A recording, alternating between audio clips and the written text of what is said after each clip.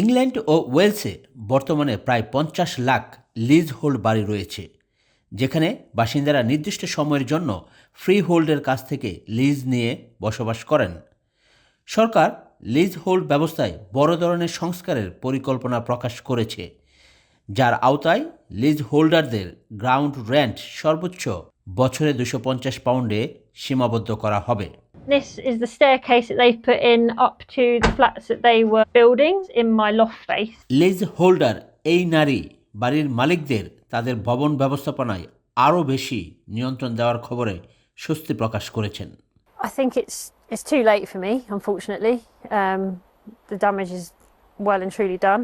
Had it been in place and leasehold didn't exist and it was a common hold legislation, it would have completely prevented everything that happened to me and I would still have somewhere to live. Good news for homeowners.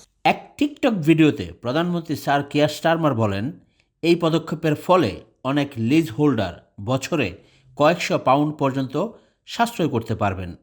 Lease hold O common hold সংস্কার বিলে ফরফেইচার ব্যবস্থা বাতিল করার কথা বলা হয়েছে, যাতে অল্প ঋণের কারণে লিজ হোল্ডাররা বাড়ি হারানোর ঝুঁকিতে না পড়েন। এছাড়া প্রস্তাবে নতুন লিজ হোল্ড ফ্ল্যাট বিক্রি নিষিদ্ধ করার কথাও বলা হয়েছে।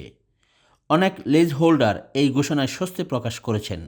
অন্যদিকে ফ্রি হোল্ডারদের সংগঠনগুলো বলছে এই ক্যাপে নেতিবাচক প্রভাব ফেলতে পারে। আইন পরিবর্তনের এই প্রক্রিয়াটিও বেশ জটিল বলছিলেন এই আইনজীবী।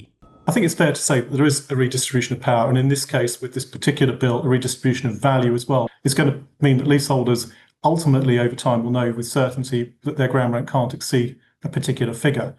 বিলটি এখন সংসদের হাউজিং কমিটির পর্যালোচনায় রয়েছে এবং সরকার আশা করছে সব প্রক্রিয়া শেষ হলে গ্রাউন্ড রেন্ট ক্যাপ ২০২৮ সালের শেষ দিকে কার্যকর হবে। Afzal Hossain, I media, London.